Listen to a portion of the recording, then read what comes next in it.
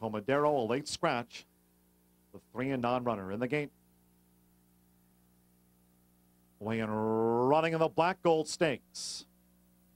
Royal Express out to lead Vito Felito. And we come back to Grand Slam Andre, saluting Stormy, last of the quartet as they head to the half-mile pole. Royal Express, the pilot for James Graham. Royal Express has gone 2 lengths clear of Vito Felito with under 4 furlongs to go in the Black Gold. Then Grand Slam Andre third as they enter the far turn. And saluting Stormy is some 12 lengths adrift off of Royal Express, a willing leader with under 3 furlongs to go. The opening quarter for Royal Express, 22 and 4. Vito Felito's shaved the lead down to a length and a half. Grand Slam Andre toward the inside. Here's the quarter pole. And saluting Stormy is last. They're into the stretch. Royal Express continues to hold on to this lead. Now they're in the final furlong and a half.